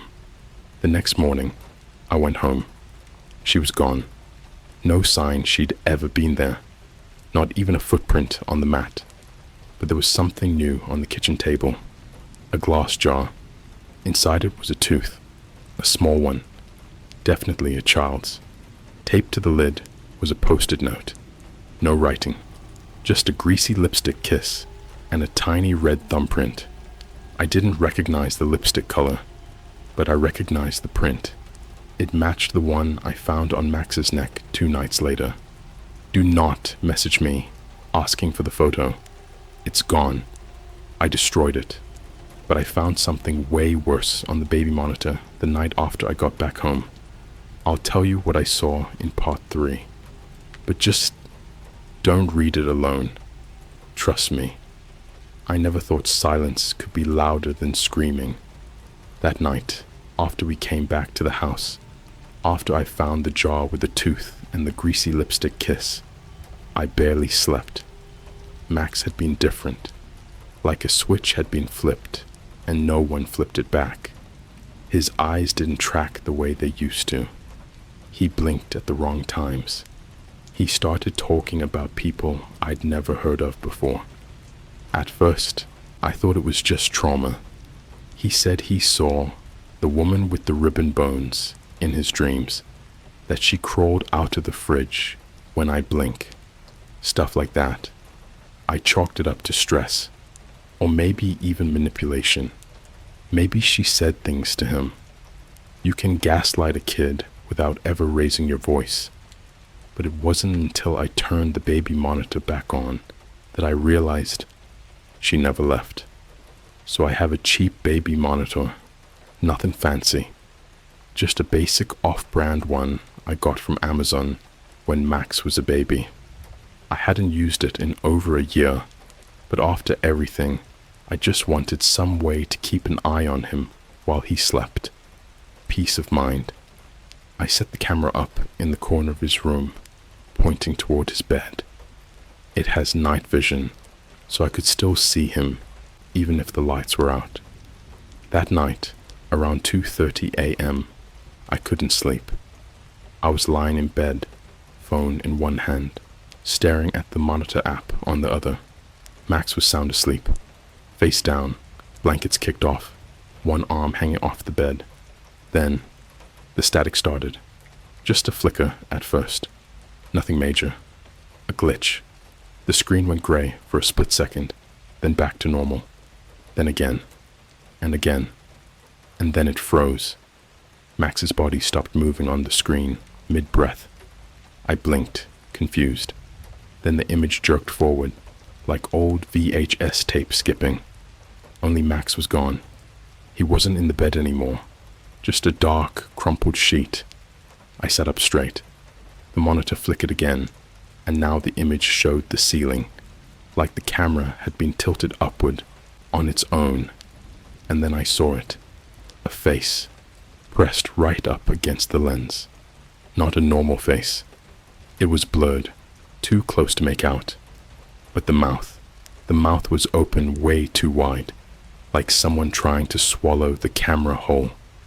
And behind the teeth, I swear to God, there were fingers, human fingers, writhing like worms inside her throat. Then came the voice. You never told him his real name. I dropped the phone. The sound kept coming. The baby monitor started crackling like an old walkie-talkie. But then I heard Max's voice. He was laughing. I burst into his room, expecting the worst. He was sitting upright in bed, facing the corner, not asleep, not moving, just watching the wall. Max, I said, barely above a whisper. He didn't turn around. His voice was flat. She likes the dark. Don't turn on the lights. It makes her hungry. I did it anyway. Switched the light on. The second the room lit up, Max screamed. Not a normal scream. A raw, broken animal sound I didn't even think was possible for a kid his age. He covered his eyes, clawed at the blanket, and screamed until his voice cracked, and he collapsed onto the mattress, convulsing. I turned the light off immediately, and he stopped, just like that, dead still. I picked him up. He was breathing, but shallow, and he was smiling in his sleep. A small, content, drugged-out smile. I backed out of the room. I didn't sleep that night. I didn't even sit. I just stood in the hallway outside his door for 7 hours, holding a kitchen knife and a flashlight that I never once turned on. The next morning, Max wouldn't wake up. Not like coma level. Just distant. He'd blink, move, nod, but nothing stuck. I called his name. He wouldn't look at me. He wouldn't eat. He just whispered something over and over, like he was rehearsing lines for a school play. I leaned in to hear it. Don't take the teeth out. Don't take the teeth out. Don't take the teeth out. Same as her. I called a pediatrician. They said it was probably stress and told me to keep him hydrated. I didn't mention anything else, because how do you say it out loud? My son might have been replaced by a corpse that someone's wearing like a coat. That afternoon, I checked the baby monitor footage again. This time, the camera feed started earlier. 1:53 a.m. Max was asleep. Then, the closet door opened. Slowly. Nothing walked out. Just shadows. And not like tricks of the light. I mean actual shapes, moving like smoke with limbs. They crawled along the wall, circled the ceiling, and then dropped directly into Max's mouth. I rewound it 3 times. It always looked the same. The shadows just poured into him, like his mouth was a drain. And every time, when the shadows disappeared, Max's chest would rise. And I kid you not, you could see another set of ribs bulging under his skin, like something was pressing against him from the inside, trying to get out. I tried recording the footage with my phone, but every time I played the recording back, it was just black static. No sound, just this faint clicking, like someone tapping their fingernail on glass, over and over and over. 3 nights later, something came out of the closet. I heard it with my own ears. It was past 3 a.m. I was sleeping in a chair outside Max's room again. I had started hearing tapping, not from inside his room, from inside the walls. I pressed my ear to the drywall. It was faint, but constant. Tap, tap, tap. Then came a whisper. I left a piece of him inside. He'll always be mine. I opened his door. Max wasn't in his bed. The window was open, but the screen was still intact. I turned toward the closet, and I swear to you, I've never felt fear like this in my life. The door was wide open, and there was a foot, bare, pale, small, sticking out from the inside, just motionless. I stepped closer, and then I saw something that broke me. Max was in the closet, curled up, eyes wide open, but it wasn't his body that scared me. It was the thing crouched over him, this long, skinny, woman-shaped thing. Her spine was bent backward like a spider. Her skin was gray, wet, like the inside of someone's mouth. Her face was pressed to Max's chest. She wasn't moving. She was listening, like she was trying to hear what was inside him. Then she looked up at me and smiled. Her mouth opened sideways, from ear to ear, and in the very back, where her throat should have been, I saw an eyeball. It was looking at me. She whispered, "You should have let me keep his name." I slammed the closet door. I didn't even think. I grabbed Max, ran out the house barefoot, jumped in the car, and drove straight to my sister's again. This time, I told her everything. She didn't believe me. Of course she didn't. Who would? I stayed there for 2 nights. Nothing happened. Until the 3rd night. Max came to my room around 2:10 a.m. He was smiling. Too wide. His gums were black. He said, "She says I don't need a dad anymore. I have her now." And then he handed me a tooth. Not his. Mine. My front molar. I reached into my mouth. It was gone. There are moments in life when your body knows something before your brain does. It's like your gut kicks the alarm before logic catches up. That happened to me the second I opened Max's backpack and felt that his drawing notebook was wrong. It wasn't the weight, it was the texture. The cover wasn't the smooth, glossy cardboard of a $4 Walmart sketchpad. It was rough, porous. I pulled it out. It wasn't a notebook. It looked like one at first glance. Yeah, same size, same shape. But when I held it in the light, I saw the fibers, and then I saw the stitching. Skin. The cover was made of skin, stitched together like leather, dried and yellowed like parchment. You could still see the pores, and even a faint bruise, like a fingerprint pressed too hard into the flesh long ago. The corners were curled and fraying. The spine was sewn with what looked like red thread, but it was sticky. And when I tugged on a loose end, I saw the thread was actually hair. Human hair. Max's name was carved on the front. Not written. Carved. Deep into the cover, like someone used a scalpel. But here's the worst part. Beneath the name, beneath the scratchy, blood-stained letters that spelled M-A-X, was something else. Another name. Faded. Older. It had been burned into the flesh with heat, branded like livestock. I could only make out parts of it. Something like HISTHIRDFACE. I opened it. The pages weren't paper. They were thin slices of something biological, translucent, veiny. I flipped the first one and gagged. The drawing on it wasn't made with crayon. It was scratched into the membrane with a sharp object and filled in with some kind of dark liquid that dried a deep red-brown. Max had drawn a house, not ours. It was made of bones. The windows were eyes. The door was an open mouth with a black tongue curling out like a ramp. Inside the mouth were stick figures, bent backwards. All of them had their arms broken the wrong way. One was missing a head. And above the house, in big block letters, Max had scratched, "The Mother House." Every page was worse than the last. I saw a room full of children, but they all had holes where their mouths used to be. One of them had a smile carved sideways into their neck. A giant bathtub filled with baby teeth, and a woman bathing in them. The caption said, "She scrubs the skin off so she can wear them again." A picture of Max standing next to a tall woman with no eyes.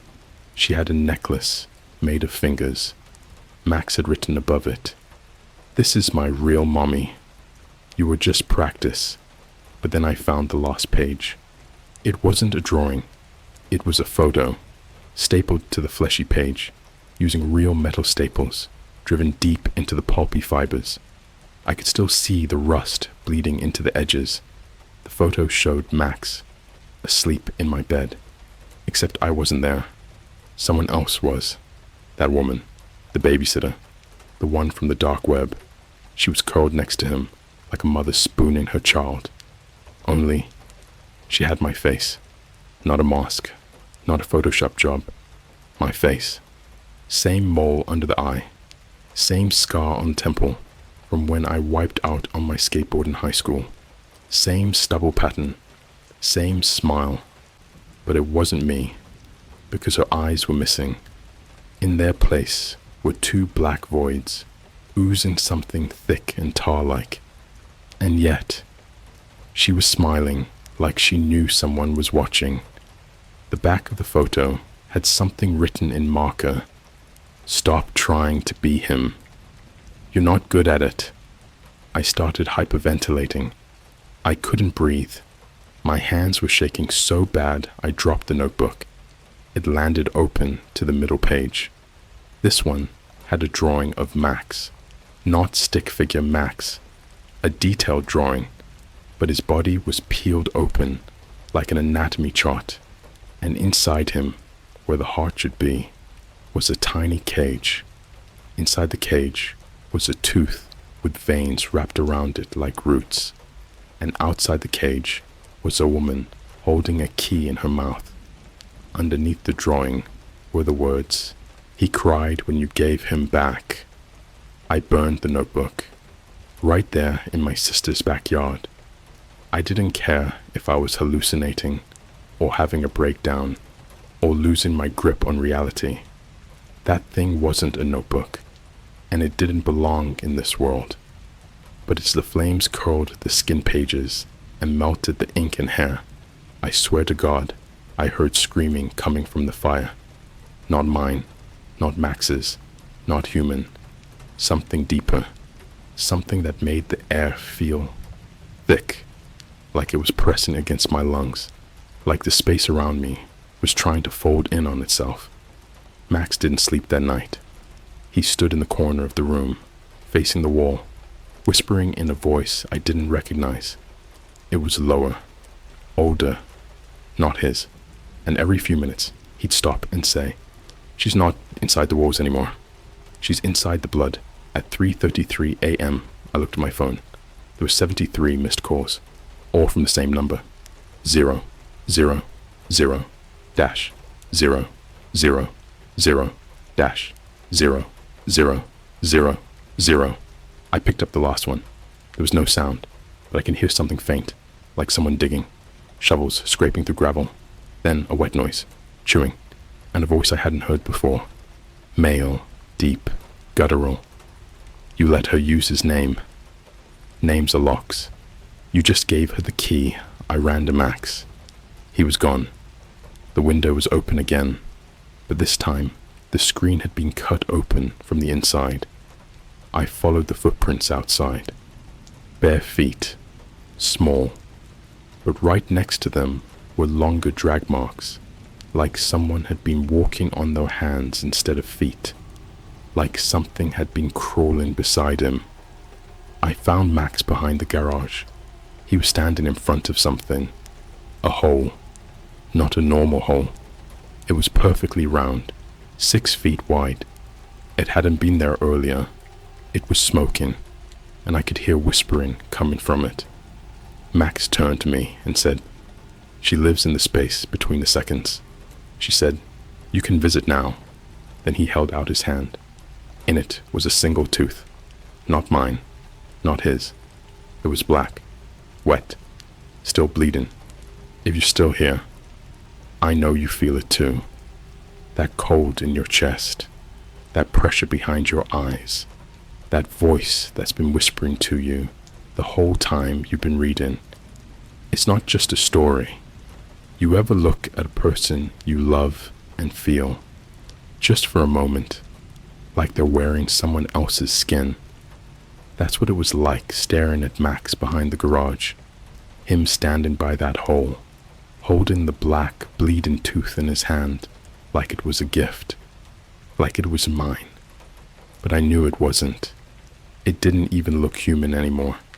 It had veins, tiny twitching threads still connected to the root, like nerves that refused to die. And the tooth itself was warm. I didn't touch it, but I could feel it radiating heat, like a coal fresh out of a fire pit. And then he smiled at me, and in that moment I realized Max hadn't smiled in days.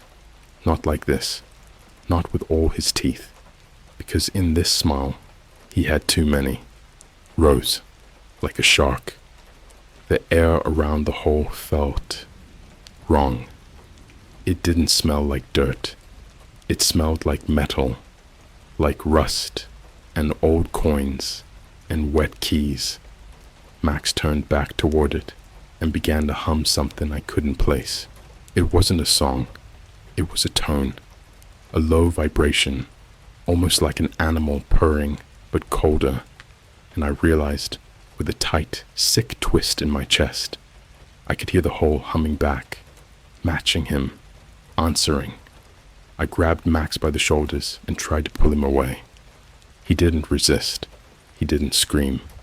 He just looked up at me and said, so calmly it made my stomach turn. She said, If you don't let her finish growing inside me, you'll have to wear her instead. I slapped him. I don't even remember doing it, but the second my hand hit his cheek, everything stopped.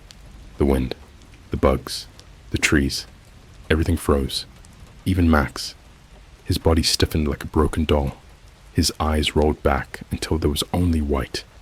And then he opened his mouth, not to scream, not to cry, but to speak. And what came out wasn't Max's voice. It wasn't even a voice. It was a sound, a crawling ancient frequency that hit something inside my brain.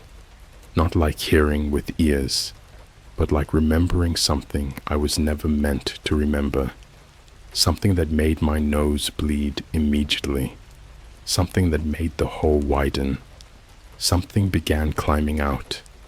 It didn't move like a person. It unfolded, like a puppet falling in reverse. Limbs where there shouldn't be limbs. Knees that bent the wrong way. Its skin wasn't skin. It was hairless, slick, gray-pink like a fresh burn. It hissed as it touched the cold air, like it hated being seen. And its face. It didn't have a face. It had a mirror. A perfectly smooth, oval mirror where a face should be.